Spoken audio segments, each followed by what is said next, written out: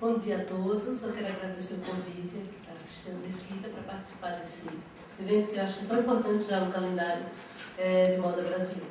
Eu vou chamar aqui para a mesa João Manzanello, escritor e redator de propaganda e professor da ESPM e da Escola de Comunicações e Artes da USP. Ele fez mestrado e doutorado lá na USP. Publicou livros de contos, Dias Raros, e o Volume do Silêncio. O Volume do Silêncio pela Cosac Naif e Dias Raros pela Planeta. Além de outras publicações que ele tem. Além de novelas, além dessas publicações, ele tem novelas para o público infantil. O João ele tem uma obra também muito ligada na área de comunicação e publicidade e consumo. Já recebeu o prêmio, por exemplo, o Guimarães Rosa e o prêmio Jabuti. O Jabuti eu já ouvi falar bastante, é bem conhecido. Por favor.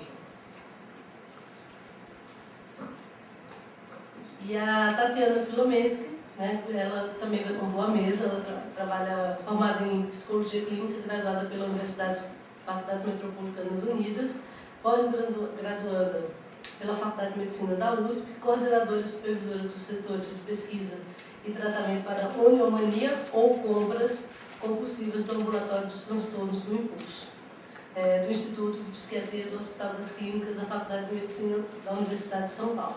Especialista em terapias cognitivas pela ULIM. Aí tem uma sigla gigante aqui, acho que eu vou deixar para lá. Tá? E aí ela vai compor, vai falar. Cada um dos participantes tem 20 minutos para abordar sobre o assunto e depois a gente passa para o público fazer as suas perguntas. Você quer começar?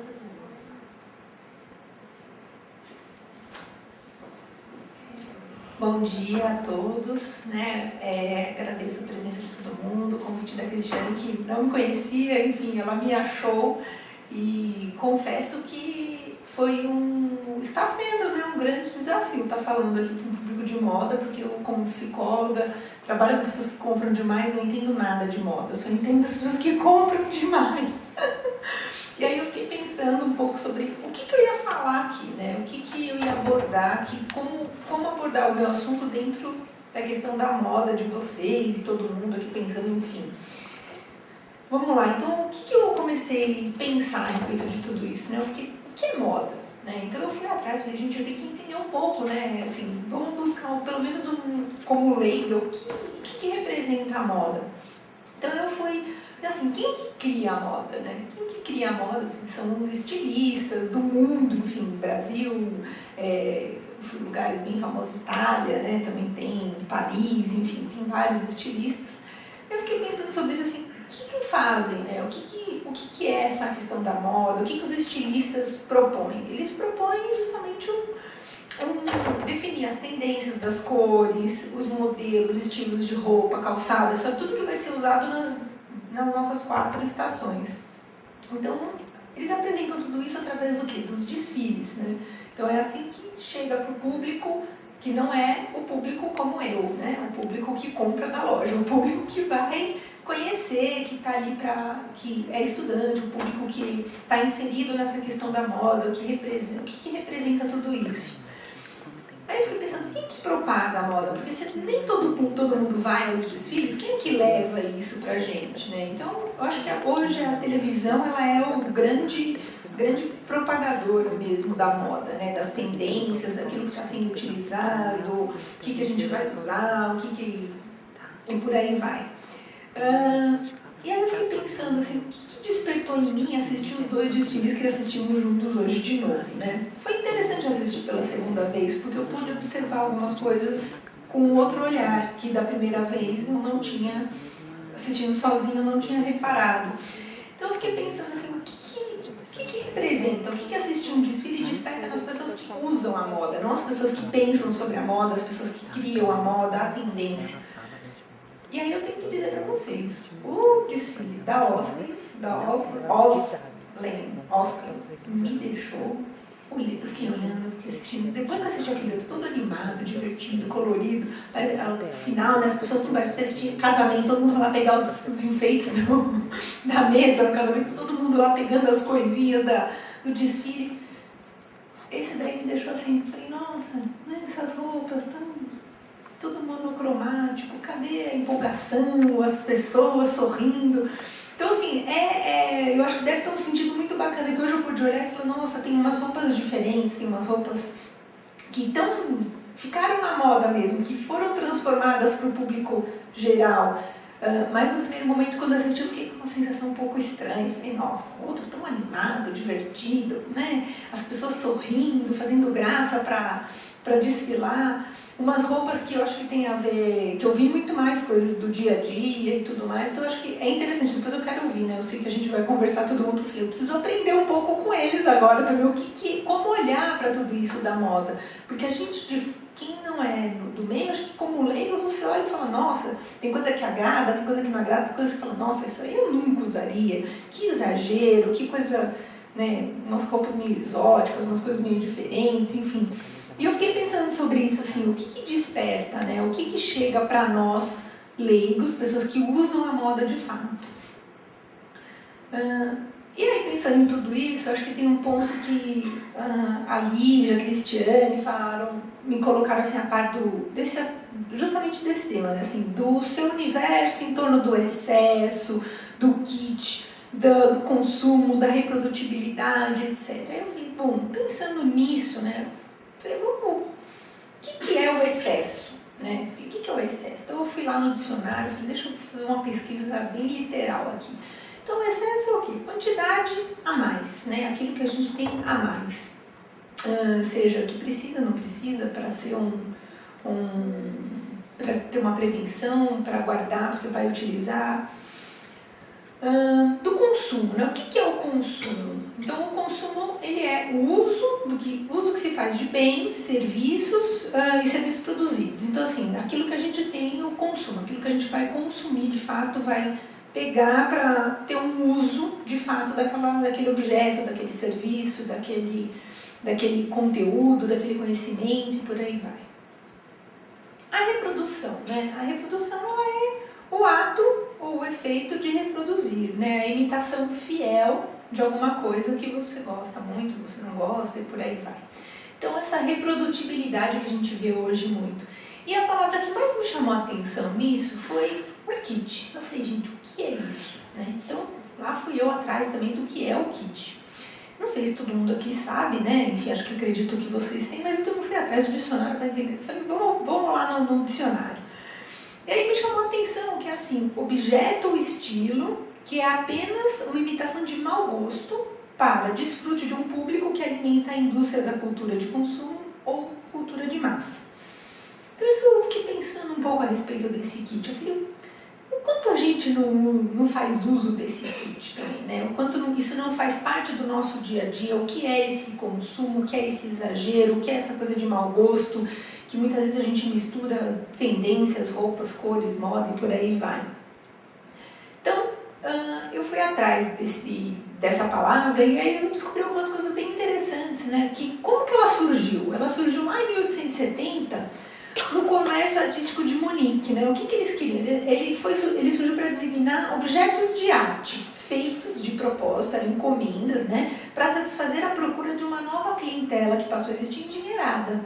Então, as pessoas que passaram a ter dinheiro começaram a encomendar peças, acredito eu, exclusivas, obras de arte, coisas para eles que não existia no contexto não existia ainda no mercado. Só que essa palavra ela foi evoluindo de uma forma pejorativa no final das contas, né, para uma arte de imitação e de mau gosto. Então, quem nunca viu uma estatueta do Oscar, né, de imitação, aquela coisa de plástico, porque as peças de obras de arte que as pessoas criavam para si naquele momento que mandavam produzir, outras pessoas gostavam, mas não tinham o mesmo poder aquisitivo de fazer, ou de criar, ou de inventar a sua, então passou a copiar. Em contraste à originalidade desse termo, né, que na verdade ele significava uma arte autêntica, verdadeira, aquilo que realmente foi criado por uma pessoa e era o uso dela, não existia outro semelhante ou igual. Então, ele hoje ele é divulgado internacionalmente, né, o kit, e ele passou a ser um fenômeno histórico-social ligado justamente ao quê? À ascensão da burguesia. isso, ele passou, né? Nos dias de hoje ele passou o quê? A fazer parte da vida das pessoas através da indústria cultural, de fato. Onde tem um apelo contínuo e frequente por produtos, onde fica incentivado tudo o último modelo. Então a gente é bombardeado pela moda, de uma certa forma, que muda o tempo todo. Então, se a gente não está com a roupa tal, com a bolsa, teve a época agora da bolsa grande, então todo mundo tinha bolsa grande.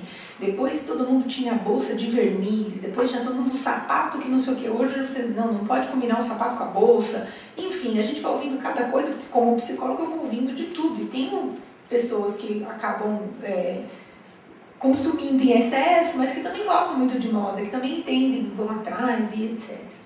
Então, assim, eu acho que é justamente isso, né? Ele passou a fazer parte, o kit passou a fazer parte como a tendência, o que está na moda hoje, o que é tendência. E as coisas mudam muito rápido. Eu até li um artigo outro dia falando que a moda feminina muda a cada 3 meses, que é uma loucura. A masculina demora um pouco mais, mas a feminina fica realmente numa rotatividade muito intensa. Então, não escolhe uma classe social, muito pelo contrário, ela aproxima os estilos de vida, né? Porque aquela pessoa que tem o Rolex, ele tem o Rolex porque ele tem o dinheiro, então ele comprou aquele relógio. Aquele que não tem dinheiro para comprar um Rolex, ele vai no Xing Ling e compra o Rolex, né? Então ele passa a usar o Rolex também. Então, eu sou igual, eu uso um objeto que é muito parecido, imitação daquele verdadeiro, mas na hora você sabe qual é qual? Não, muitas vezes você identifica por um composê ali que a bolsa daquela pessoa não é Louis Vuitton, né? Então você fala, essa pessoa comprou uma bolsa no Xing Ling, mas faz parte. Hoje o kit ele realmente tem essa união das classes sociais, você já não tem uma diferenciação. Logo, produz o quê? Uma adequação, um bem-estar, um prazer fácil, porque você consegue comprar aquele objeto caríssimo por um valor extremamente acessível, então você fica satisfeito. Você se sente bem adequado na sociedade, porque a moda muda, então tem que comprar também. Então você sai comprando diversas coisas. Através, né, tudo isso você tem aqui, através da aquisição ou da reprodução do original, de fato, como vestuário, objetos pessoais de marca e por aí vai. Então, ele é uma alternativa hoje, né, para as pessoas obterem o que desejam e suprirem a necessidade momentânea ou um desejo de status, na verdade. Então a gente vai atrás, hoje é extremamente comum, eu acho que ninguém aqui não conhece alguém que não comprou, que compra, porque está na moda e ela vai atrás do objeto, daquilo que está em destaque naquele momento, para poder se sentir bem, para poder atingir um desejo, necessariamente não é o que ela precisa, né? É justamente o consumo muitas vezes está ligado ao desejo, não só à sua necessidade real daquele objeto.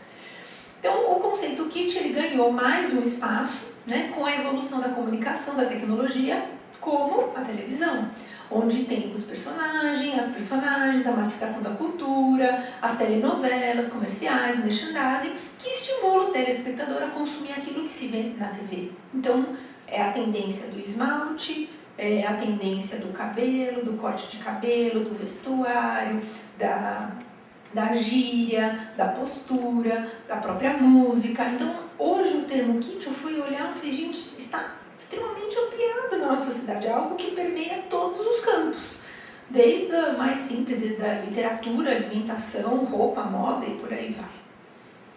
Pensando nisso, né, o kit, e o excesso do excesso. O que é? Porque as imagens que a gente encontra, né, quando você vai fazer uma pesquisa, às vezes, na internet, são pessoas com roupas extremamente exageradas, um monte de misturas de tendências mesmo, que você vê que a pessoa parece uma árvore de Natal, não está vestida com alguma coisa, ela está extremamente enfeitada. Mas esse eu acho que é o excesso, né, da palavra kit. Agora, pensando na coisa da reprodução, de você ver e ser influenciado pela televisão, pela moda, pelo personagem, pela roupa, pela cor do esmalte, do cabelo, corte. Será que importa? Assim, como é? Sou ou não sou kit? Será que é ruim? Será que é bom? Será que todo mundo não tem um pouquinho disso? Né? Quantas pessoas tentam buscar ser só originais? Porque aquele que... se eu uso uma peça e minha amiga usa uma outra, a terceira que está usando, aquilo já virou uma tendência, porque daqui a pouco está espalhado por aí. E a gente vê que essa questão de se espalhar na sociedade vem da mídia. Então, será que é um problema saber se eu sou ou não sou kit? E se eu sou? Significa que eu sou uma pessoa consumista? Que eu não consigo não bloquear, ou não pensar, ou não entender o que é que eu estou sendo exposta? Será que eu estou pensando a respeito daquilo que eu estou sendo exposto? Né? Consigo definir se aquilo me faz bem, me faz mal, é importante aquele negócio, aquele objeto, ou é só para eu me sentir parte de uma grande massa e sociedade que hoje em dia utiliza uma série de coisas? Então, e se eu sou consumista? Eu chego à conclusão que eu sou uma pessoa consumista? Não, eu gosto de estar na moda, eu gosto de ter tudo que está rolando, eu quero ser assim. Será que eu sou um comprador compulsivo? Foi aí que o gancho que eu tentei pegar de tudo que eu vi, dos desfiles, do tema, falei, onde que entra o comprador compulsivo aí? Porque será que o fato de eu ser uma pessoa consumista, eu sou um comprador compulsivo? Então eu vou apresentar para vocês o que é um comprador compulsivo, né? O que significa ser um comprador compulsivo? Porque todo mundo tem o seu gosto, gosta muito. Eu gosto de sapato, eu gosto de bolsa, eu gosto de relógio, eu gosto de CD, DVD e por aí vai. Então, qual que é o histórico, né? Como é que a gente consegue entender um pouquinho do histórico das compras compulsivas? Isso eu já tenho um relato desde 1915 que o Kraepelin é o pai da psiquiatria moderna. Então ele foi o cara que começou a escrever sobre o livro de doenças de saúde mental, que tentou classificar as doenças de saúde mental para que as pessoas todas pudesse existir um consenso entre o diagnóstico, né? Então ele começou a descrever a oniomania, que é conhecida também como compras compulsivas, tá? Como um impulso patológico. O impulso é algo doentio realmente. Essa palavra vem do grego, né? Então one significa compra e mania é loucura. Lá em 24, o Bloiler, ele acentuou o caráter impulsivo desse transtorno, né? Transtorno a gente pode entender como doença, tá? E o Faber e o Guin, em 1989, eles fizeram diversos estudos e eles ressaltaram o caráter crônico e repetitivo deste comportamento, que resultava em consequências danosas para o indivíduo e ocorriam sempre como resposta a eventos ou sentimentos negativos. O que é isso? Toda vez que eu fico que as pessoas compravam demais, elas eram como se fosse uma resposta a se sentirem frustradas, ansiosas, humilhadas, com sentimentos negativos de fato.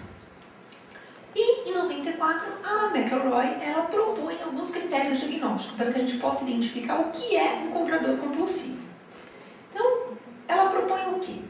Que uma preocupação excessiva, impulsos ou comportamentos que são mal adaptativos, que não é um comportamento adaptativo socialmente, ele envolvendo compras, ele tem que ser indicado por um desses dois critérios. O primeiro, a pessoa sente uma preocupação frequente com comprar, né? Um impulso sentido como irresistível, algo intrusivo, sem sentido, que a pessoa fala, mas eu não queria estar comprando, mas por que eu estou comprando? Eu tinha imagem, eu tinha ideia de fazer uma outra coisa, e não isso que eu estou fazendo aqui agora.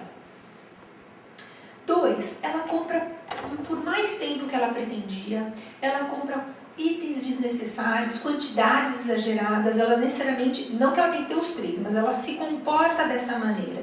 Então ela acaba sempre ficando às vezes mais tempo do que o pretendido, fala, não, rapidinho, 15 minutos eu vou ao shopping e compro isso. A pessoa às vezes passa um tempão, fica 6 horas dentro do shopping, nem percebe que ficou tudo isso. Aí quando sai tem aquela, nossa, choveu. A gente tem essa sensação quando vai, né? Puxa, por quê? O shopping é um local que propicia justamente esse afastamento da realidade, do mundo lá fora. Não é um lugar que tem janelas, não é um lugar que tem relógio, não é um lugar que você tem acesso ao mundo que está ali em volta. Então, ele faz com que você se mergulhe no mundo justamente do consumo. Outro, a preocupação, o impulso ou o ato de comprar, ele causa um sofrimento marcante no indivíduo, né? Ele consome por um tempo significativo a sua vida, ele interfere no seu funcionamento social, profissional, pessoal e pode resultar em problemas financeiros. Então, o grande ponto que ajuda a gente a pensar quando eu quando que as pessoas estão exagerando nas compras, que aquilo passou de ser um hábito normal, entre aspas, né, adaptativo, é quando tem o sofrimento. E o sofrimento é muito importante, ele é marcante, as pessoas ficam deprimidas, muito ansiosas, elas não conseguem fazer outras coisas a não ser pensar em comprar. E a compra, esse é um critério importante, que assim, a compra ela não ocorre durante o episódio de mania. Aquelas pessoas que têm transtorno bipolar, transtorno do humor, então é uma característica, muitas vezes quando as pessoas estão muito eufóricas, é gastar, comprar sem perceber, mas isso faz parte do quadro da doença dos bipolares. Então, a gente tem que saber que o cara que está comprando, ele não está comprando quando ele está só nessa fase. Ele tem que comprar quando ele está bem, quando ele está, às vezes, até mesmo deprimido, para poder se sentir melhor. Porque quem nunca ouviu, não, vamos fazer umas comprinhas, você terminou o namoro, terminou o relacionamento, está triste, vamos lá que você vai animar. Faz parte da nossa vida isso, faz parte do nosso dia a dia. E é importante assim, não importa quanto você gasta de dinheiro. O importante para nós, para entendermos o problema, é como você gastou o dinheiro. Porque às vezes R$10 pode ter sido um gasto compulsivo. Eu comprei, por exemplo, sei lá, um relato, eu comprei uma capinha de celular cor-de-rosa que nem cabia no meu celular. Mas eu comprei porque eu achei lindo. Então, por que uso tem aquilo ali? Não tem uso. Então, não tem um propósito. Mesmo que tivesse uso, era necessário? Não estava nos meus planos. Eu tinha ido comprar outras coisas. Então, assim, só para vocês saberem assim, o que é isso, esse problema da compra compulsiva, ela está dentro de um quadro chamado transtornos do impulso, doenças do impulso, onde a principal característica é a falha em resistir ao impulso de comprar, ou onde implica necessariamente o quê? A pessoa vai fazer um ato perigoso contra a si mesmo ou a outras pessoas. O ato perigoso não significa matar, bater, nada disso, mas significa que a pessoa vai cometer um ato perigoso contra ela mesma. Ela sabe que ela não pode comprar, que ela não tem como gastar, que ela está endividada com vários cartões de crédito. Quando eu falo endividada com cartão de crédito, não é como a população normal, geral, que tem 1, 2 cartões de crédito. São pessoas que têm 12 cartões de crédito, 9, 7, dívidas homéricas em todos eles, chegam para tratamento devendo R$100 mil, R$50 mil, gente que está furtando porque não tem mais dinheiro para comprar, então chega a ser preso, vem com processo criminal. Né? Então, são quadros realmente importantes, que é onde eu falo do sofrimento. Então, só para a gente poder entender um pouquinho, eu queria que os meus colegas lá do fundo pusessem um trechinho de uma cena de um filme que conta a história. É um filme que eu não sei se vocês já viram, mas ele é o Delírios de Consumo, de Beck Bloom. Tem uma série de livros dessa personagem e tudo mais. E ela é assim, uma jornalista, onde ela está indo procurar emprego, e, enfim, ela conseguiu um emprego numa revista, e antes de ir ela comprou uma echarpe, então ela conversa com as vitrines, ela tem todo um movimento excessivo de comprar. E eu selecionei uma cena desse filme que ilustra um pouco justamente essa intrusão, essa coisa sem sentido, porque ela está saindo. Nesse pedacinho, eu vou contar para vocês, ela está saindo de uma reunião com o chefe dela, onde ele falou, vai para casa e escreve um artigo para a revista de finanças que ela foi trabalhar, que não tem nada a ver com ela, porque ela deve muito dinheiro, e falou assim, então você vai para casa e escreve até as 3 da tarde e me manda esse artigo. Então ela tinha tempo e ela tinha um compromisso importante que dependia para ela manter o emprego. Andando para ir para casa, pega um papel no meio do caminho que era uma loja que estava em liquidação. Então a gente vai assistir o que vai acontecer nesse passo da liquidação.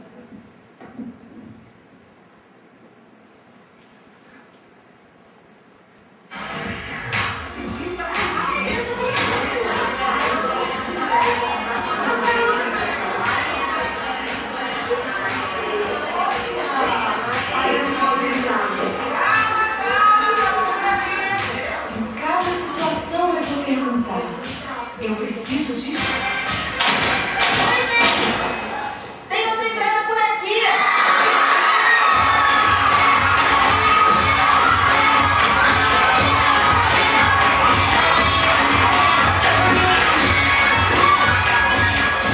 Eu preciso dessas luvas de cachorro. aqui porque é inverno e eu tenho mãos. Então é só isso. Eu vou botar isso, só isso. E eu vou embora, forte e decidida. Meu Deus, quantas explodir? 50% de desconto.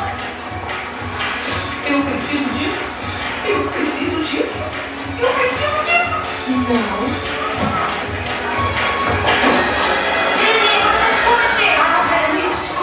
Mas é que eu vi primeiro. Eu sei, mas você devolveu. Não, eu sei disso, mas eu vi primeiro, então sou eu que vou levar. Só que você tirou as mãos dela. Me dá a porta ou você morre.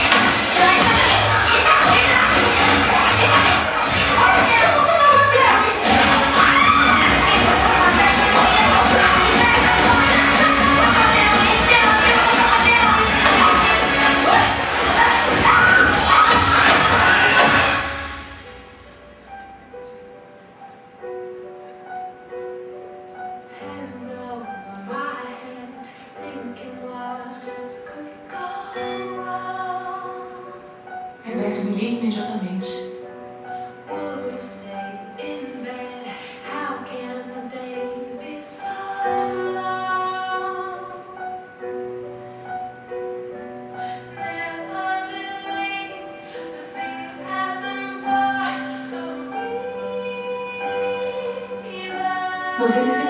Ele 5% cachemira?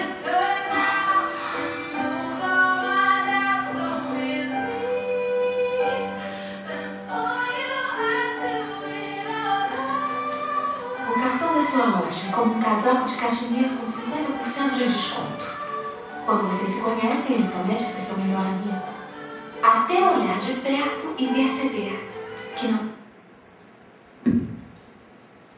Enfim, ela ia terminar falando que percebe, quando chega no final, percebe que o casaco não era de cachemira. Ele era praticamente de acrílico e tinha 5%. Tá no tempo? Oh, meu Deus do céu, vamos lá. Então, assim, tirando a parte divertida da história, né, porque é engraçado, é isso que acontece. Vem um arrependimento intenso depois, ela se viu para ir comprar. E a pergunta é, eu preciso disso? Ela tinha comprado um livro, enfim. E é uma das perguntas que a gente ensina muito no tratamento. Por que eu preciso disso? A justificativa dela não foi uma justificativa. Porque é inverno, eu tenho mãos, então eu vou precisar. Mas, de fato, o que era tudo aquilo? No final, ela foi embora para casa, vocês viram, né? Com milhões de sacolas. Extremamente arrependida de ter comprado tudo aquilo. Então, como que é isso na população geral, né? Então, a gente tem uma prevalência de 2 a 8% da população geral que apresenta esse problema do comprar compulsivo. Para vocês terem ideia, dependentes de cocaína em torno de 4% da população geral. Né? Então é muito maior o número e é muito devastador também, como se fosse uma dependência química, uma dependência comportamental que a gente chama. Então os prejuízos familiares, pessoais, ela não consegue pagar com aluguel, tem que pagar, desvia dinheiro de uma conta para outra e por aí vai. A maior frequência é em mulheres, apesar que hoje já tem pesquisas apontando que homens e mulheres consomem da mesma forma, apenas consomem objetos diferentes. Tá? Homens vão para eletrônicos, CD, muitas vezes roupa também, mas relógios, objetos de carro e por aí vai. E mulheres têm uma tendência com roupa, sapato, bolsa, enfim. O início do problema é lá pelos seus 18 anos, mas as pessoas só vão procurar tratamento muito tempo depois, porque a princípio ninguém acha. Comprar é tão socialmente aceito que não dá para sentir que é um problema. Então, se endivida, resolve o problema financeiro, melhora aqui, quebra um cartão de crédito ali, depois pega de novo e por aí vai. Então, é muito comum a associação com outros problemas da psiquiatria, como pessoas que são bipolares, com depressão, ansiedade, com questões alimentares. Então são pessoas que acabam tendo um transtorno alimentar, até mesmo de comer excessivamente, não conseguindo controlar a sua alimentação, o uso de substâncias, outros transtornos do impulso como o jogo, pessoas que arrancam o cabelo, que é tricotilomania, cleptomania pode acontecer também e por aí vai. Tem um desejo irresistível de comprar, né? Compra uma quantidade exagerada ou desnecessária, gasta mais dinheiro do que o pretendido. Então, crédito, cheque predatado, cheque sem fundo, e isso acarreta em dívidas. Né? Então, as pessoas ficam extremamente oprimidas pelas dívidas e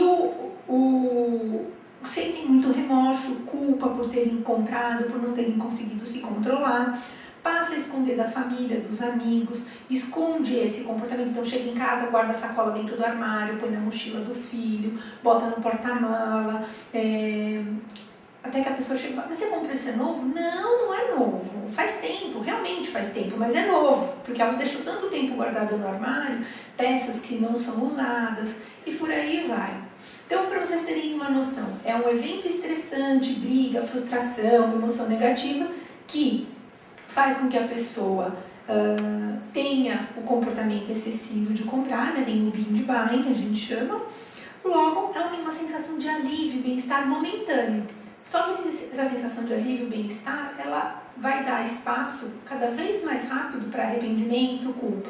Quando ela fica triste, fica mal, a única forma que ela sabe de retornar a ter prazer é comprando. Então ela volta para o ponto inicial e compra tudo de novo, né? Então não é um problema de caráter, é um problema realmente emocional que a pessoa não sabe lidar com tudo aquilo que ela sente. O ato de comprar é muito aceito, é incentivado. A gente vive numa sociedade que privilegia o ter para ser. E ainda por cima é o ter para parecer ser alguma coisa que eu não sou. Que eu acho que é justamente aí que entra um pouco do kit, né? Que é você ter os objetos do momento, o relógio da marca, o tênis, a mochila, a roupa e por aí vai. Esse celular touchscreen, touch não sei o quê. A minha cunhada comprou um porque queria muito, foi lá no Xingu. Quando foi ver, depois de um mês, o celular era Samsung. Não era Samsung, era Samsung o celular. Eu sei que eu tô acabando, né? Eu vou correr, tá? Então, dinheiro é igual felicidade, sucesso é igual aquisição de bens. Então, a gente tem umas curiosidades dos compradores famosos. Então, Mozart, Balzac, a própria Mary Todd, que era esposa da Abraham Lincoln, ela comprou mais de 600 pares de luvas de uma única só vez e comprometia todo o orçamento dos palacianos e por aí vai. O próprio Garrincha, que a gente tem uma história, né, nossa aqui do Brasil. A influência tá acabando, tá? A influência da propaganda, assim, que é a alma do negócio. Só que no comprador compulsivo, ela encontra a promoção, ela encontra um terreno extremamente fértil, onde exerce um grande poder. O comprador compulsivo fica extremamente hipnotizado, porque se ele não vai numa promoção, é como se fosse um vazio. O que é isso que eu sinto? Né? Eu não vou participar, mas será que eu preciso comprar o 5º edredom? Não, eu já tenho edredom, eu não preciso de mais um. Mas eles não conseguem ter essa noção. Mas eles não podem ser crucificados como a única responsável pelo problema das pessoas. Porque a mídia e a publicidade está aí e ela tem um acesso a todas as pessoas. Por que em algumas isso desperta um desejo irresistível de comprar? Né? Então a propaganda ela tem no comprador compulsivo um terreno extremamente fértil. E por que comprar virou um problema para essas pessoas? Então é importante entender que assim, o dinheiro, que papel tem o dinheiro na vida das pessoas? Ele é uma moeda de troca, ele é a realização do desejo sim, mas ele está ali para nos ajudar, ele é para trabalhar a nosso favor e não ficarmos escravos do dinheiro. Né? O que são as vendas? O que é o comércio? Né? Então ele vende o quê? Identidade, autoestima muitas vezes, a venda, o comércio mobiliza a economia, então a aquisição de bens é igual a felicidade. Isso tudo é passado para nós como situações implícitas a uma compra. Né? A compra a prazo é justamente a solução para a frustração, porque se eu não tenho dinheiro, eu compro a prazo. Hoje a gente vê tudo em parcelas. O cartão de crédito é o dinheiro de plástico, então ele antecipa um prazer e retarda o custo, porque você não tem mais aquele movimento de eu dou o arroz, você me dá o feijão. Eu fico sem algo para ter algo. Não, o cartão de crédito ele propicia justamente o contrário. Eu nem sinto que eu estou sem o dinheiro e eu tenho algum objeto. Então são pessoas que nem sabem mais o que gastaram no seu cartão. E a propaganda, que é o que a gente falou, né? A técnica de sobrevenda, não compre agora, compre mais um, espere mais um pouco, mais R$1 você compra não sei o que lá. O estímulo ao colecionismo. Quem consegue ter uma coleção de sapatos? A gente não consegue fazer isso nunca, mas as pessoas têm um estímulo intenso e todo o tempo somos bombardeados por esse estímulo à coleção. A única que eu conheço é álbum de figurinha, gente, que tem começo, meio e fim, termina. Tatiana já se deu em 10 minutos. Oh, meu ainda tem o João que está aguardando. Olha, E o último que tem que participar. Com certeza. Esses são os 2 últimos slides, tá? E aí, assim, exemplos de pensamentos de compras, as pessoas pensam assim, fazer umas comprinhas é a melhor forma de afastar as tristezas, preocupações, vivo fazendo coisa pelos outros, por que não posso fazer algo por mim? E como a gente identifica e compara uma compra compulsiva de uma compra normal? Elas têm alguns passos, né? Então, uma não pesquisa preço, a outra avalia os custos, uma não cede ao vendedor e a outra é rápida, não consegue dizer não, a outra não seleciona, a outra compra apenas o programado, uma visa anestesia emocional e a outra é realizada de uma forma serena, tranquila. Ela é fútil, desnecessária, a outra é útil, necessária. A gratificação é momentânea e na compra normal a gratificação é duradoura. Isso que é o mais importante, não tem arrependimento, culpa, nenhum sentimento ruim depois. É isso, gente. Obrigada, desculpa pela invasão do tempo. Bom, agora eu vou passar a palavra para o João.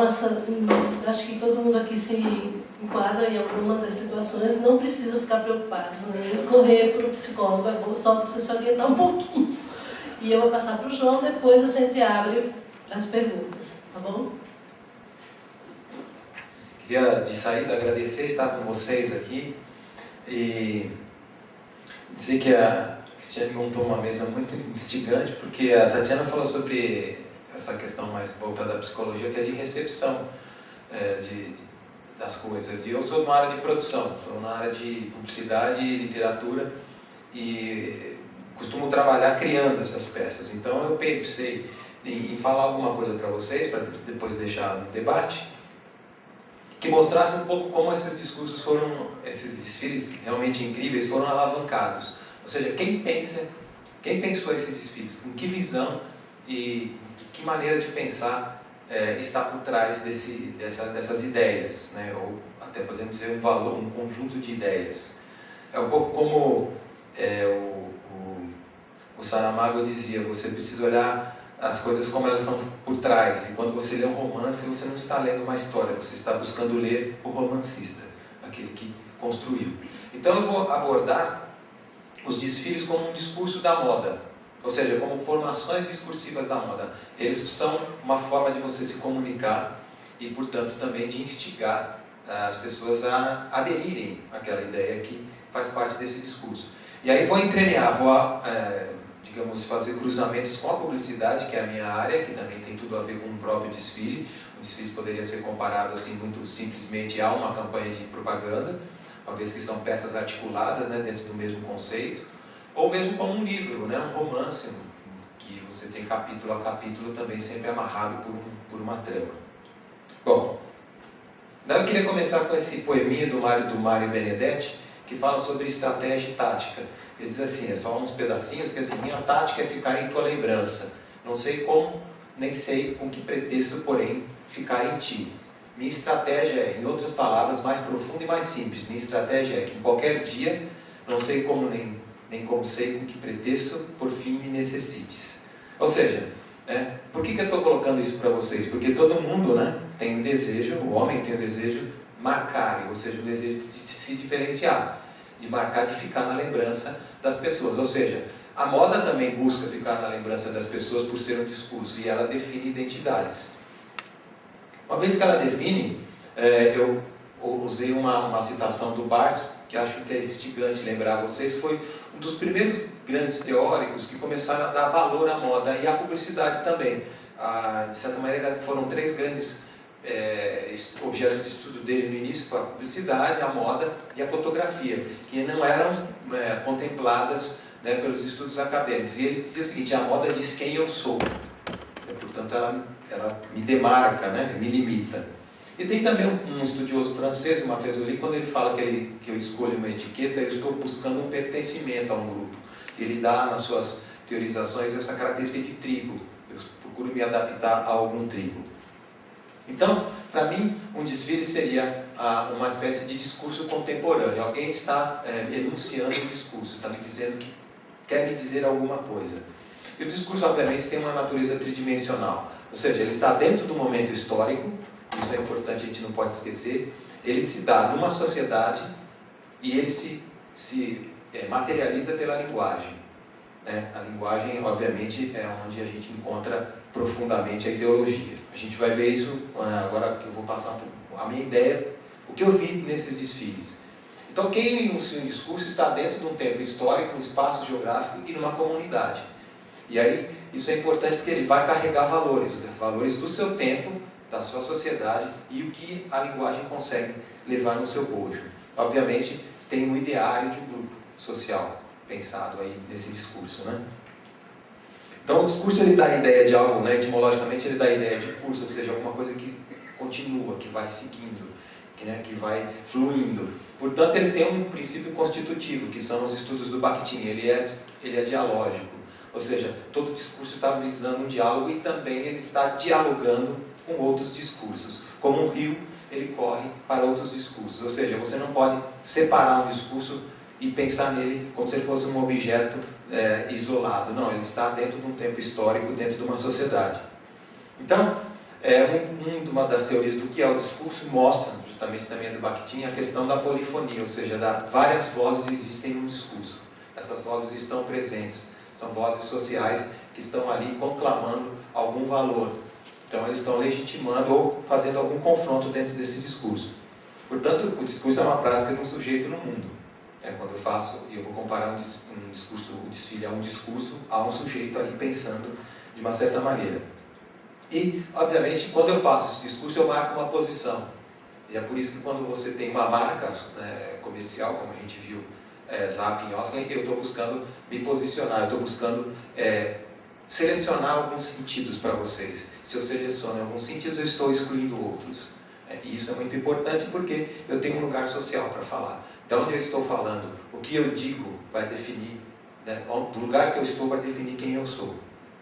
Então, há várias formações, dentro de uma formação ideológica, existem várias formações discursivas. Eu vou mostrar para vocês dentro desse desfile na minha maneira de conceber. E desse lugar do discurso eu faço um efeito de sentido. Isso vale para todo tipo de discurso, pode ser uma fotografia, uma obra literária, um poema. Então, quando eu monto esse discurso, eu tenho que levar em conta as condições de produção desse discurso, ou seja, como ele foi produzido. Então, isso vai definir a maneira de pensar. As condições de produção são justamente tudo que cerca o contexto sociocultural desse discurso, quem está falando, da onde fala, com que competência tem para falar, de tratar desse assunto.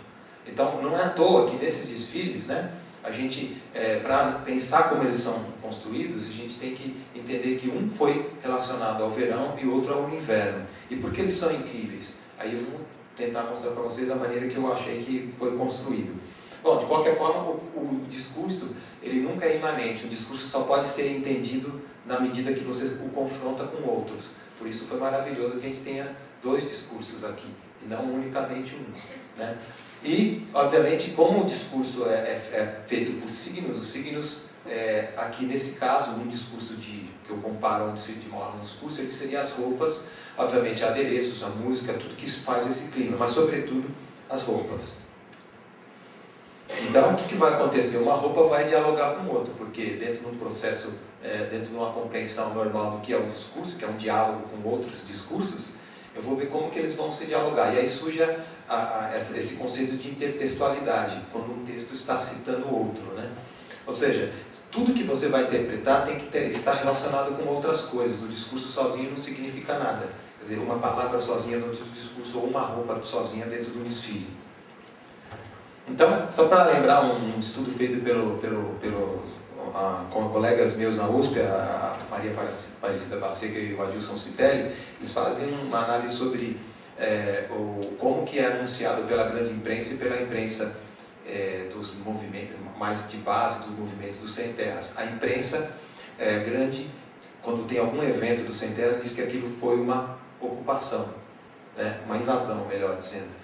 Então isso significa que eu estou aderindo a uma visão de invadir. Então eu estou supondo que pode ter uma força policial para expulsar as pessoas. E os jornais, justamente ligados ao sem terra, e aí eu não estou julgando se eles estão certos ou não, sempre usam o termo ocupar, o que descredenciaria um ato policial. Eu apenas ocupei. Então o discurso ele se faz pelo que é dito, e pelas escolhas que você faz, invadir ou ocupar, mas também pelo que é não dito.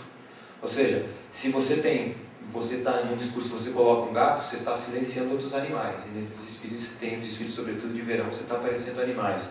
Se você escolhe uma cor, você está silenciando outras. Isso tudo é um aspecto do seu discurso, da sua construção.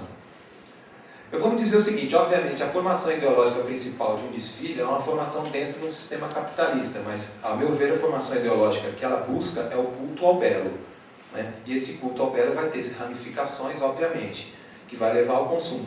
Então, uma formação discursiva dentro dessa formação ideológica do culto ao belo, que seria essencial, já que eu estou falando de verão e inverno, é relacionada à natureza. Se eu estou falando de verão e inverno, são duas estações que são ritmos da vida, né? Então, começo a olhar o desfile de Zap, né? É um desfile de verão. E aí eu queria lembrar para vocês a fábula da cigarra e a formiga. O que acontece com essa fábula, né? Acontece que a formiga trabalhava o tempo todo no verão e a cigarra cantava, né? Para que no inverno a formiga pudesse ter tudo guardado e a cigarra que não cantou não tem nada que como sobreviver, ela não armazenou nada.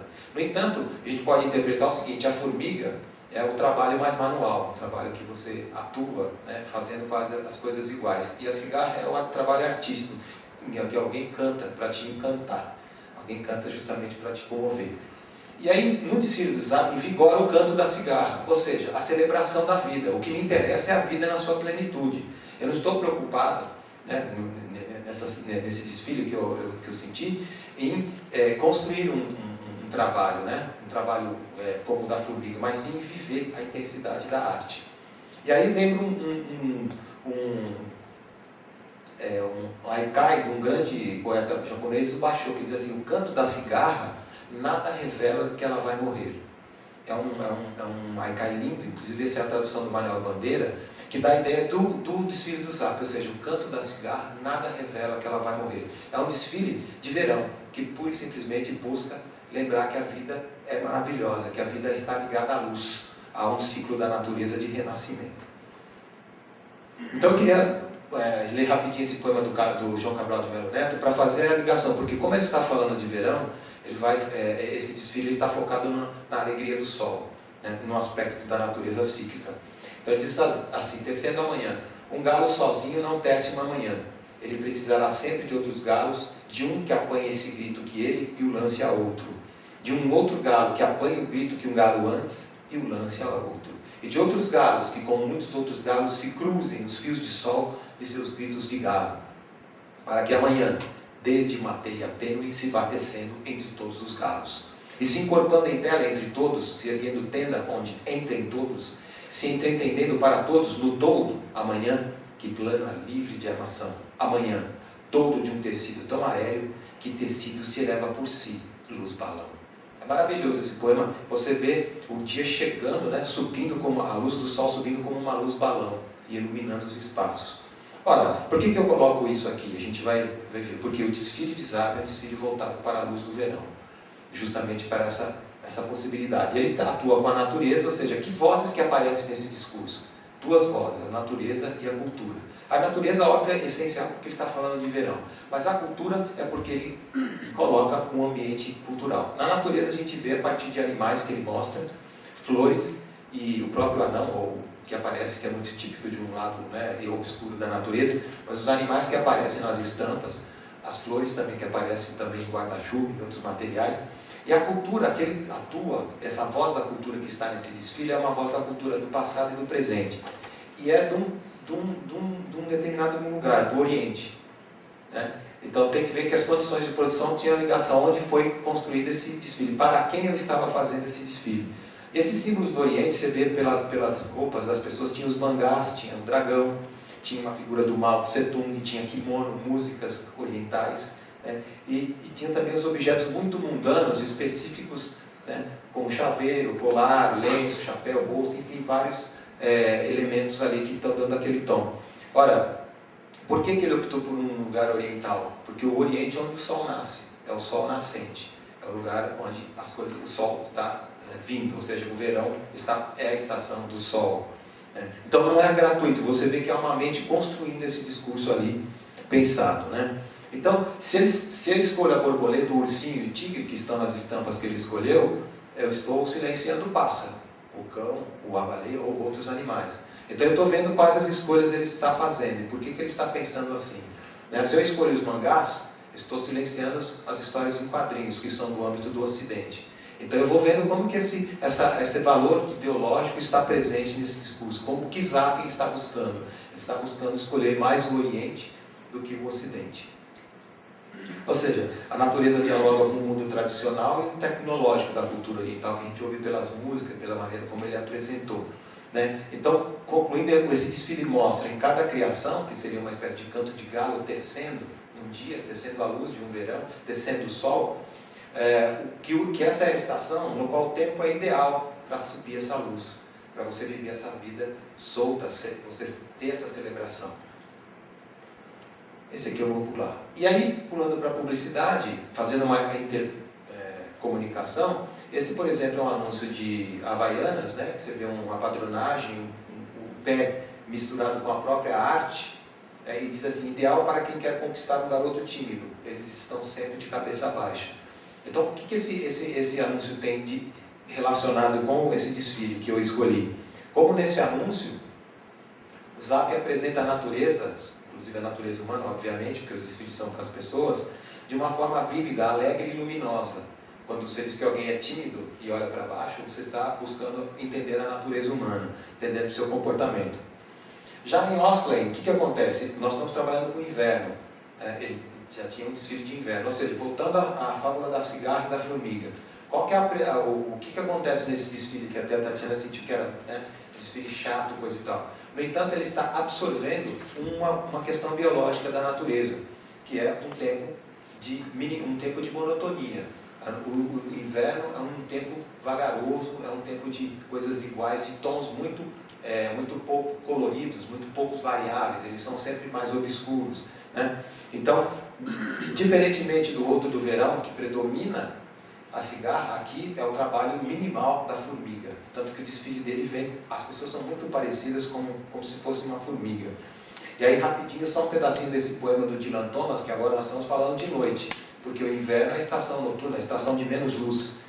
Ele diz, não entres nessa noite acolhedora com doçura, pois a velhice deveria arder e delirar ao fim do dia. Odeia a luz cujo esplendor já não fulgura. Ou seja, eu tenho que amar apenas a luz, mas como ela não existe, eu tenho que odiar essa luz que não fulgura. Esse poema continua, e ele dizia, a ti, meu pai, te imploro agora lá na cúpula obscura, que me abençoes e maldigas com a tua lágrima bravia. Não entres nessa noite acolhedora com doçura. Odeia a luz cujo esplendor já não fulgura. Por que eu coloco esse poema? Assim como o do João Cabral, o poema sobre o sol, sobre a manhã que nasce, tem tudo a ver com o verão, com o desfile de Zapin, esse poema do Dylan Thomas tem a ver com a noite, com o inverno, com a falta de luz. Então, o percurso desse desfile, ele parte de uma cor muito clara, que é um gelo, ou um bege, um cinza muito claro, que não dá para perceber direito, e ele vai seguindo, vai se aprofundando, né? Assim como o inverno, quando ele vai se aprofundando para ter mais sol, porque lá adiante, quando o inverno acaba, você está de novo na primavera, onde já há mais luz. Né? E ele termina com o negro, ou seja, a plenitude de uma estação, o coração profundo do inverno é a escuridão total. A gente percebe, né, gradualmente isso acontecendo, o desfile é muito forte nesse sentido, e no final a gente vê, ele vem ao contrário, vem todos os que desfilaram por último, negro, e vão voltando e vai deixando a luz clara de novo, as roupas claras, relembrando que tem essa semelhança inclusive das formigas, quando você olha as formigas elas parecem quase todas iguais. Ou seja, há um pensamento aí, né, por trás. Então a natureza dialoga com o escuro e as suas gradações, e cada modelo obviamente ele é a chegada de um dia, na verdade uma noite, porque o inverno é quase noite, do inverno. Assim ele nos lembra que não só a luz, mas também o lado penumbroso da natureza também pode nos igualar, pode nos levar a sentir coisas boas. Ou seja, faz parte do nosso ciclo humano, como seres viventes, também como a natureza temos momentos distintos, de sol e também de escuridão. E aí, fazendo uma intertextualidade com o poema do Dylan Thomas, eu diria que ele está com esse desfile dizendo, não entres nessa noite acolhedora sem doçura. Ama a sombra que ela também te ilumina. Seria, na verdade, a maneira como ele está seguindo.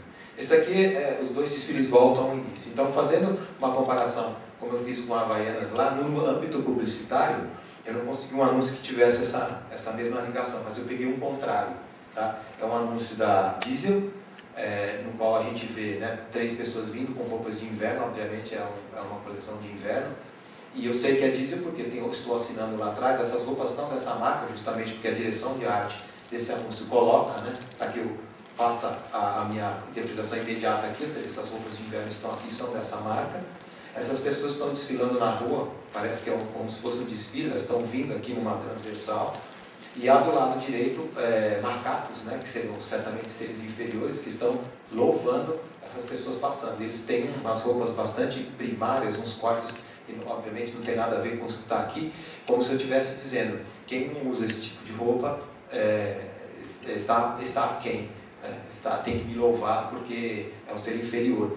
E eu vejo, eu estarei posicionando então a diesel, tentando se posicionar como uma vanguarda, porque ele vem diante na sua frente, ele vem para a sua frente no anúncio, enquanto que esse lado seria a retaguarda, né, o que passou a tradição, que é também materializado pela escadaria, com aquelas colunas gregas, clássicas, que mostra o passado, né, isso ficou no passado. Então, o que acontece? Ao contrário desse anúncio, que é um anúncio de certa maneira arrogante, o desfile de Oscar ele mostra uma certa humildade, porque ele entra no âmbito da natureza. Eu absorvo o que é o inverno. Né? E o que é esse que eu ser humilde? É ter os pés no chão. O próprio nosso nome, né? Homo sapiens, homo vem de humus. Ou seja, eu tenho o pé no chão, o humus, eu sou da terra, eu sou água e pó. Né? Então, por que ele é um desfile instigante? Porque quem pensou em se colocar como homem, como um ser da natureza também, um ser que está na sua harmonia. E aí eu faço uma síntese, né? E já vou terminar. Ou seja, Zapin discursa sobre um lado luminoso da natureza, o verão, obviamente, né? E o dia e suas múltiplas e imprevisíveis faces. Veja que todo aquele desfile que faz, ele é muito variado, ele é muito alegre, ele é muito vívido, é como o canto da cigarra, que nada revela que ela vai morrer, ou seja, é tão sublime que eu esqueço que eu vou morrer, e essa é a alegria do verão, a gente tem mais força para viver mais tônus, né? Essa luz balão, ela traz o belo da civilização, sobretudo a civilização oriental. Então, alguém está pensando o porquê eu trabalhar com o Oriente aí. Se eles trabalhassem com determinadas roupas, se fosse hoje, que fossem típicas do Caribe, por exemplo, do Haiti, eu também veria ali um ideário, né, um valor ideológico.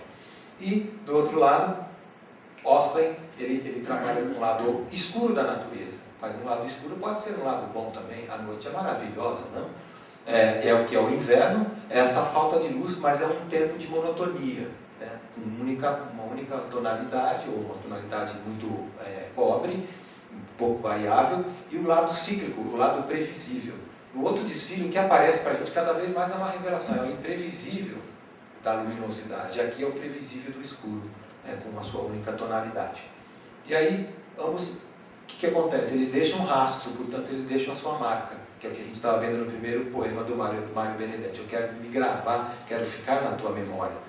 Essa é a ideia de qualquer marca que faz uma roupa, de qualquer confecção. Essa é a ideia de qualquer estilista. Eu quero marcar. Por quê? Se eu marcar, se eu ficar na lembrança, como dizia a Adélia Prado, uma grande poeta mineira, se eu ficar na lembrança, o que a lembrança gosta, o que a lembrança ama, o que a lembrança grava, se torna eterno. É isso. Obrigado.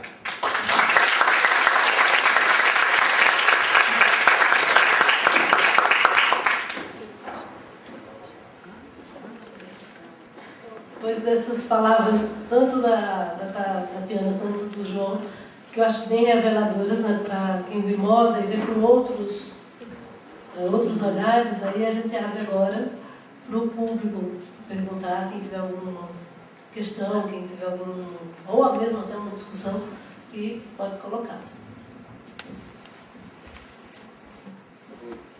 Boa tarde, me chamo Manuel Fidelix, tá? Então assim, você disse que nós estamos agregados à propaganda e tudo mais. Mas assim, eu venho vendo aí pelas mídias, pelas empresas, olha, eu vou ressaltar aqui, saiu um dado que uma empresa de videogame, né, em 5 dias vendeu 500 milhões. Em 5 dias foi o game Call of Duty 2, On The War. Né? Então, eu venho olhando assim a moda como um lado do entretenimento também. Você pode afirmar isso? Sim, também é uma questão que vem crescendo cada vez mais. Hoje chega a ser uma coisa até um pouco absurda, né? Mas a gente tem um grupo de adolescentes lá que é a dependência de videogame. Então é para você ver, e nós não estamos pensando assim em problematizar tudo do mundo moderno, a questão dos desejos, das vontades, da volição. Não, muito pelo contrário, são adolescentes que chegam, que tem um prejuízo social, é muito parecido com o problema das compras, né? São pessoas que se afastam do convívio, que estão vinculadas. Então, assim, o entretenimento também virou um ponto que... Onde está o limite do que é o saudável do não saudável? E as coisas se perdem realmente. Chega a ser uma questão assim, curiosa. Um videogame, um jogo, em 5 dias bateu esse recorde de vendas, né? Então, o que a gente está sendo exposto atualmente, né? Uma velocidade imensa das coisas. Eu fui procurar uma máquina fotográfica há um tempo atrás. O rapaz me falou que se eu compro uma máquina hoje, é o último modelo. Em 48 horas já tem um modelo melhor que o que você comprou, que foi o último. Então é uma coisa assim absurda. Você não está nunca atualizado. Você está sempre, a sensação que você está sempre para trás, está sempre fora daquele momento, do que está sendo comercializado, do mais novo, do atual. Mas acho que você tem razão, sim, no que você colocou.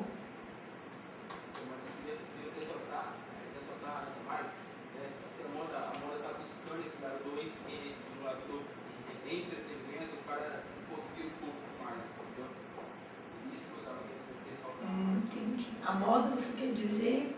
Essa moda está jogando para o lado do entretenimento, como é uma indústria muito rica hoje, você está jogando por esse lado.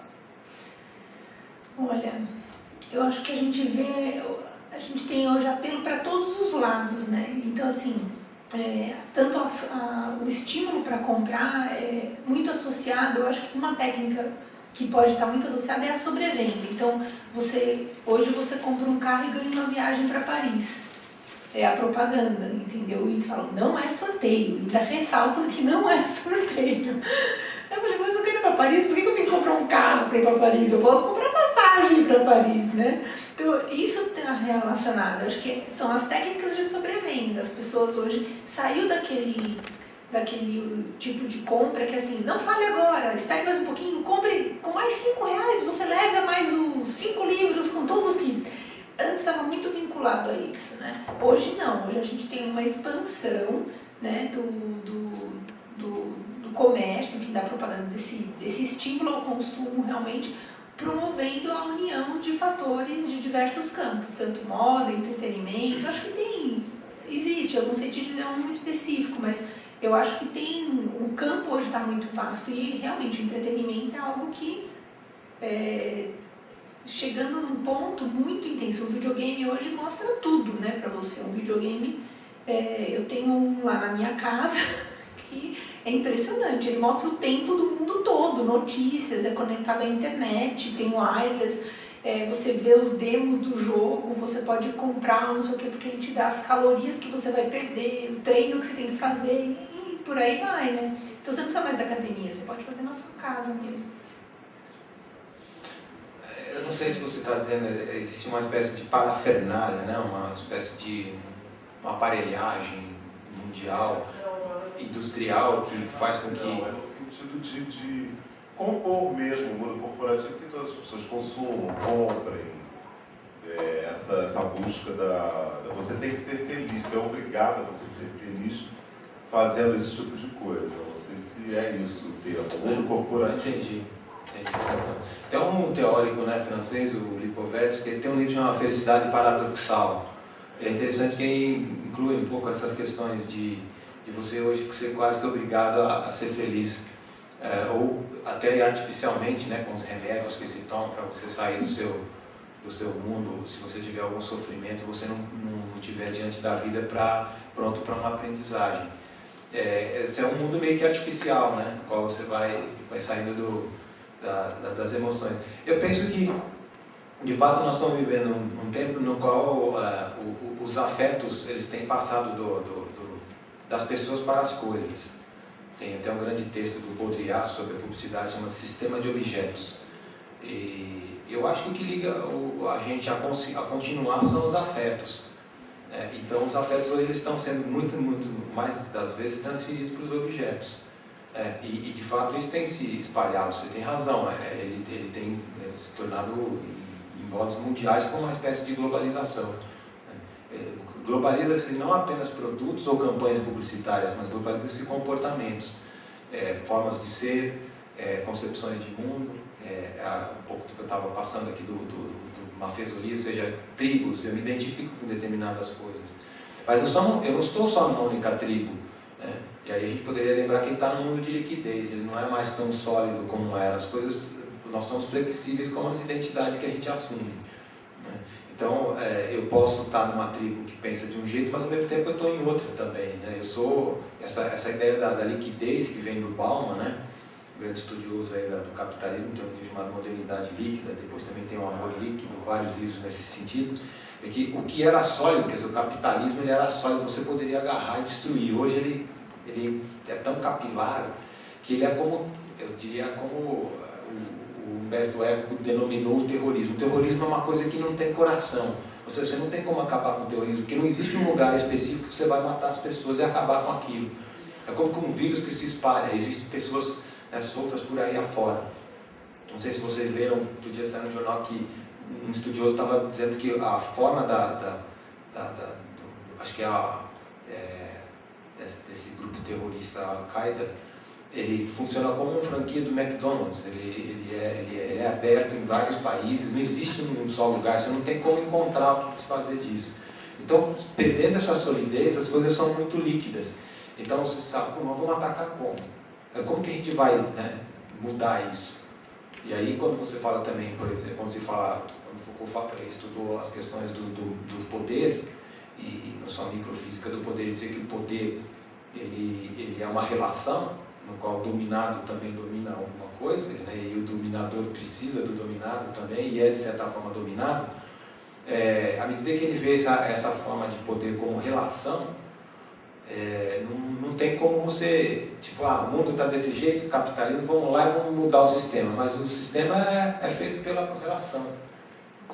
Não tem como você falar, como a gente diz, né, com o 11 de setembro, foi uma ideia simbólica de se derrubar o capitalismo, derrubando o seu ícone, né, o World Trade Center em Nova York, mas não aconteceu nada. Tem mais uma pergunta aqui, eu acho. Então, primeiro eu queria agradecer super as abordagens aí tão ricas mesmo, tão singulares, né? Acho que foi um zigue-zague tanto mesmo. E aí eu queria aproveitar você, lembrando do Foucault e dessas relações de poder que são móveis, todos, né? Essas ideias de um modo de vida que eu acho que nos conduz hoje culturalmente, que é esse que você tocou também. Eu acho que a minha questão pode ser para vocês dois, e que tem a ver com isso, né? No fundo, a gente vive numa cultura que você pontuou super bem, lembrando também dessa humanização dos objetos, dessa ideia de que os afetos vão ser atravessados, sem dúvida, a nossa existência vai ser muito mais pontuada pelo consumo. Então, no fundo, tem uma patologia, mas tem um prazer imenso em torno dela, tem um estímulo avassalador, né? Que, assim, então eu queria talvez que vocês pudessem pontuar um pouco mais esse paradoxo, né? Não é uma questão moral nem moralista, né? Mas de fato tem um estímulo imenso e tem um desejo, tem uma ligação entre prazer e consumo, né? De um modo muito extenso, né? Muito amplo, muito intensificado atualmente. Então talvez eu acho que isso poderia trazer aí mais à tona ambas as abordagens. Isso é bem interessante, porque muitas pessoas me perguntam assim, mas tem cura? Eu falo, gente, não é cura, é controle. E eu vejo isso com o tratamento, com o final do grupo, da terapia, enfim, da avaliação médica e tudo mais que as pessoas fazem, que é justamente isso. Eles entram com a ideia assim, eu não vou nunca mais comprar. Eu falo, não, tudo errado. Vocês não é não comprar, vocês vão comprar, só que de uma forma melhor, de uma forma saudável, onde o prazer de fato impere, onde o resultado daquela aquisição seja de fato o prazer. Não é só que eu vou comprar o que eu preciso, porque as pessoas compram o tempo todo. a gente compra a bala, o almoço, não é só a vestimenta, os acessórios, objetos, enfim. A gente está comprando o tempo todo. Então, aprender a lidar com isso, eu acho que tem uma base também que é a questão da educação financeira. A gente não tem educação financeira no nosso país. Não é interessante ter também, né? Então, assim, para que a gente vai aprender a saber sobre juros, sobre crédito, como utilizar, como é que eu faço para utilizar o crédito a meu favor e não contra? Porque hoje o que acontece, a gente usa contra a gente mesmo, né? Então, tudo isso faz parte do tratamento, onde as pessoas aprendem a se reequilibrar e a lidar com as suas vontades. E saber que ter vontade não é sinônimo de compro tudo.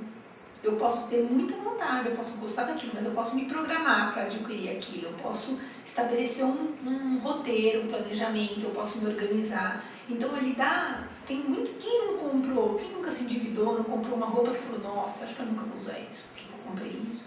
Enfim, sempre tem, mas como que isso vai permear na nossa vida sem trazer um prejuízo emocional, que não é financeiro. O prejuízo financeiro você vai fazer milhões de parcelas, você vai pegar dinheiro emprestado, você vai vender o seu bem, enfim.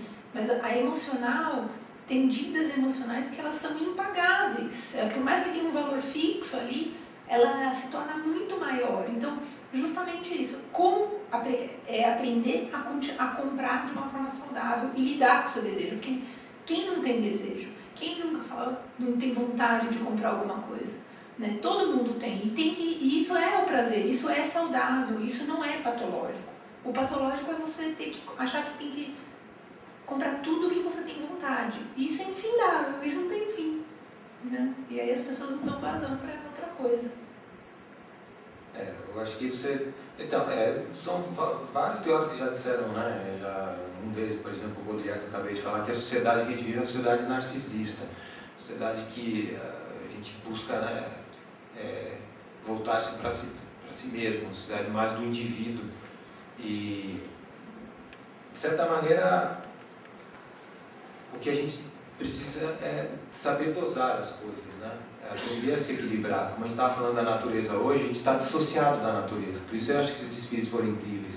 Porque eles mostraram que a natureza é cíclica e que o homem faz parte dela.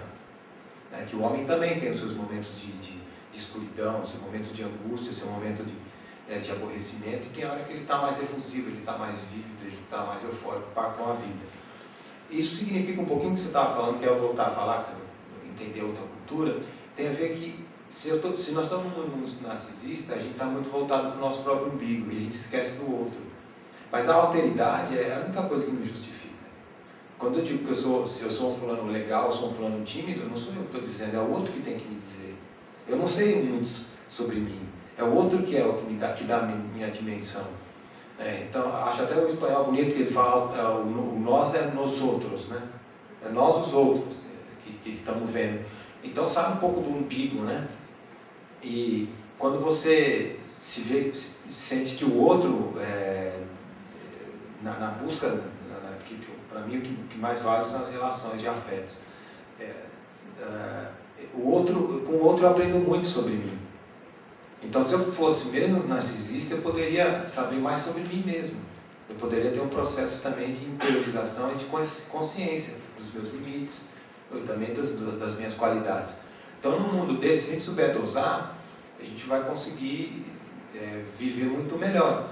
Já se sabe, né, até na medicina, que determinados produtos, ou medicamentos, ou poções, sei lá, se você der pouco, ele é o teu remédio. Se você der muito, ele é o teu veneno. Então, aquilo que te dá vida é aquilo também que te leva para a morte. Então, se você consome demais, você está acelerando, né?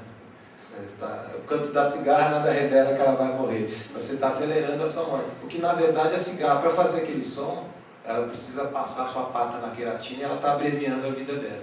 Que é um pouco como os artistas. Você entrar no seu mundo, né, dentro das suas inquietações, você ceder o seu tempo para outro. Porque você vai fundo nas suas angústias e, de alguma forma, para poder beneficiar o outro. Quem sabe a gente pudesse ser, cada um de nós, um pouco, né, numa sociedade mais livre, cada um, e de certa maneira todo mundo um pouco mais artista. Eu acho bem interessante essas duas colocações, né? Porque eu acho que, na verdade, passa por aquilo que a gente chama de sociedade de controle. Né? Não só o controle geral, mas o controle individual. Perdeu o seu controle e se perde toda hora por conta dos milhões e milhões de sites, de desejo, né? Que você tem quando liga a televisão, quando você liga a sua internet e por aí vai. Achei bem interessante essas duas ligações, porque você tem que ter realmente o controle, de alguma forma, para não perder o rumo. Então, mais alguma pergunta? Sim, então, você está tocando exatamente numa coisa que eu queria perguntar para os dois, porque assim, a Tatiana está falando em se controlar e o João está falando mais no aspecto humano, mas o que a gente vê na sociedade de consumo é exatamente ao contrário. Eles querem toda vez exacerbar o impulso das pessoas e fazer com que as pessoas consumam cada vez mais coisas absolutamente inúteis. São criados milhões de estímulos para isso. Qual que é esse limite e como que se pode tratar disso? Você falou, não, eu reeduco as pessoas, Tatiana, mas será que tem uma reeducação ou é um remédio? Como na obesidade mórbida. Na obesidade mórbida pega e corta o estômago. Né? Como é que funciona isso? Como é que se dá esse corte? Bom, não tem um remédio. Né? As pessoas quando vêm falam assim, todo mundo fala para mim, mas não, eu tenho que passar para o psiquiatra? Tem, porque é importante, outros problemas vêm junto, as pessoas têm muitos quadros depressivos, ansiosos, é importante a avaliação médica, sim, e a terapia é o que vai dar o tom. Então, quando o João estava falando da coisa do grupo, eu estava aqui pensando, a terapia, muitas vezes, a gente conhece a terapia individual, ela é muito importante, porque ela é enriquecedora para o indivíduo. Eu trabalho no meu consultório com pessoas individualmente. No hospital, não só por uma questão de saúde pública mesmo, que tem que ser em grupo, mas o grupo é tão rico. O grupo, as pessoas aprendem tanto umas com as outras, elas conseguem se perceber diante do olhar do grupo. Então, aquilo é altamente recompensador, porque as pessoas conseguem ter uma virada na melhora e realmente entender o que é que está fazendo com que elas percam o controle.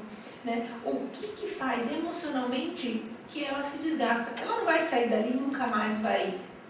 Tem uma outra cena do filme, quem puder assistir o filme depois, ele tem várias coisas interessantes ali, além de ser engraçado, mas ele tem um pouco dessa dinâmica do que acontece do sofrimento, que as pessoas se percebem assim, puxa, eu saí para comprar porque eu fui maltratada, não tenho o valor, não percebo que eu tenho o valor que eu gostaria de ter no meu trabalho.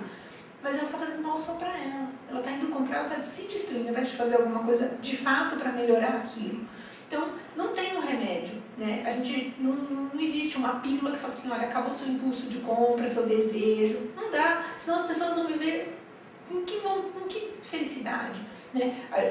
Hoje a gente já vive num mundo que a gente é obrigado a ser feliz o tempo todo, então se disseminou lá o conceito da pílula da felicidade com os antidepressivos, que na verdade eles não funcionam dessa forma, eles são muitas vezes fundamentais para que as pessoas tenham uma melhora, saiam daquele quadro tão pessimista, tão sem luz, né, de fato até bem inverno mesmo, para que elas saiam um pouco daquilo e você comece a explorar e mostrar para elas alternativas e ela começa a caminhar. Então, não tem um tratamento realmente. Eu vejo que é uma reeducação, é um processo cognitivo, comportamental, onde as duas coisas têm que caminhar juntas. Então a gente trabalha tanto o lado financeiro como a questão emocional do porquê que a gente compra daquele jeito. Cris, eu queria saber, o tempo, tem mais tempo para uma pergunta só. Só porque a gente grava, tá? Assim, acho que, não sei, acho que o João poderia responder Tá bom. agora para mim. Aí a gente encerra, né, aí a Cris vai falar depois. Seguinte, se os consumidores, nós, a população em geral, precisa de um ato saudável de compra, eu queria saber, e a publicidade? Que só cutuca, às vezes até prejudica, muitas vezes o tratamento até dos seus pacientes, e até estimula a compra excessiva, e a publicidade publicidade, como seria o modo mais saudável da publicidade influenciar assim nas nossas vidas de uma maneira, né, boa, que ajudasse a felicidade, mas que não bombardeasse tanto e nem prejudicasse tanto certas pessoas, assim. Legal, a tua pergunta. Eu dizia o seguinte, a publicidade como a gente concebe, ela, digamos, ela é um tipo de discurso tal, feito por agências de propaganda em nome de um anunciante, que vai vender determinados produtos ou até uma causa. Agora, ela atua como um discurso retórico, né? Então, ela pode servir também a você fazer, por exemplo, você conseguir um grupo de voluntariados por uma causa. Se você fizer uma boa campanha, você vai conseguir gente, né? Assim também para você defender outros tipos de causa, tal. Então, ele é como retórica, ele pode ser usado para lá de cá ou para lá de lá. Acontece que não é só a publicidade, eu diria que até ela é muito explícita no seu ato de mostrar que ela está divulgando produtos. O problema é que há toda uma sistemática de mídia que oculta que também está divulgando produtos. Se você vai assistir, por exemplo, um comercial, uma novela, ou um filme, um longa-metragem, ou determinados livros, eles estão vendendo produtos ali, de forma, digamos, mais implícita. Então a publicidade até é muito honesta em dizer assim, eu estou tentando vender o produto. Por outro lado, o Baudrillard, né, nesse texto Sistema de Objetos, ele diz assim que a publicidade, se dá muito destaque para a publicidade, mas ela é um álibi para o consumo. Ela é apenas um álibi. As pessoas vão consumir sem publicidade ou não. Elas vão consumir, tanto que é um país onde não há publicidade, as pessoas consomem também. Então, o que acontece? Ele diz que é uma lógica do Papai Noel. As pessoas não acreditam em Papai Noel, né? Mas fazem toda uma mise-en-scène no Natal aí e tal. A mesma coisa, as pessoas não acreditam em publicidade. Elas riem das coisas. Elas riem, tem coisas que você vê e você ri. A publicidade ela foi feita para entreter. Agora, óbvio que ela está sempre te lembrando que existe produto, existe coisas a você, que você pode ter um certo prazer em adquirir ou em consumir e tal. Eu te diria que a publicidade precisa mudar em relação a isso, e a sociedade tem que sair desse processo de publicização, porque tudo está virando publicidade nesse sentido midiático, né? Tanto que a publicidade está criando formatos, que você assiste vários filmes aí, tem filme que foi criado em cima disso, por exemplo, o Náufrago, que foi criado para mostrar a FedEx, mostrar a outra bola lá que tem, né? Ou seja, se você disfarça determinados produtos ali. Jogos, quem estava falando, existe advergames, ou seja, jogos que tem publicidade dentro, você não percebe. Por que o menino está jogando e passa uma cidade, e dentro da cidade tem um outdoor de alguma marca. Uma marca de cigarro, que pode ser que ele vá fumar no futuro, né? Agora, de qualquer forma, como a Dora estava falando, né, o que acontece? Nós viemos de uma sociedade disciplinar, que buscava disciplinar o indivíduo, ensinar coisas a ele, inclusive ensinar a consumir, que há 100 anos que a gente vem aprendendo a consumir. Com isso nós descontrolamos. No fundo a sociedade está doente. Talvez o que a Tatiana está fazendo, o que é readaptar o sujeito? Ele consumir o básico. Mas você lembra aquele filme Estranho no Ninho? Você voltar para um mundo que é louco, você está ficando louco de novo. A situação eu acho que é bem interessante. Uma das coisas que eu vejo que talvez procure ajudar dos dois lados é a história do consumo consciente, né, que vem através da questão de manter a natureza e tal, e as pessoas talvez adquirirem um pouco o controle através dessa história do consumo consciente. Comprar realmente aquilo que precisa para não destruir mais ainda o planeta que a gente está vendo, porque não está aguentando mais. Eu acho que era isso, né, que a gente tinha para apresentar, e a Cris agora vai... É um tema muito rico, né? Dá vontade de já marcar para vocês voltarem, porque de fato como o João está colocando e você apontou, né? A sociedade de controle é essa que de algum modo vai por vias muito menos explícitas, criando relações de poder, né? Na verdade faz a gente desejar um pouco ser controlado, desejar um pouco consumir demais e tudo mais. E aí quando você fala assim de tratar a sociedade, parece terapia de família, né? Tem coisa que se não trata a família, não adianta, né? E aí fica mesmo uma pulga bem grande atrás da orelha para se pensar se esse processo de reeducação, mesmo que seja em grupo, não teria que ser uma política muito mais ativa, né? Porque se não reeducar um contexto... A gente tem o grupo da família, né? Não, mas eu nem digo, eu estou só fazendo uma comparação. comparação. Porque realmente está todo mundo com e quando ele fala amplia para a sociedade... Mas é um contexto, fantástico, né? É um contexto. texto e eu acho que a moda significa de fato muito essa história, né? Então é muito bacana poder contar com vocês três aqui para trazer isso à tona, mas de fato eu acho que fica um monte de questões e isso é que é bacana, né? Então super obrigada pela participação e por tudo que vocês nos trouxeram.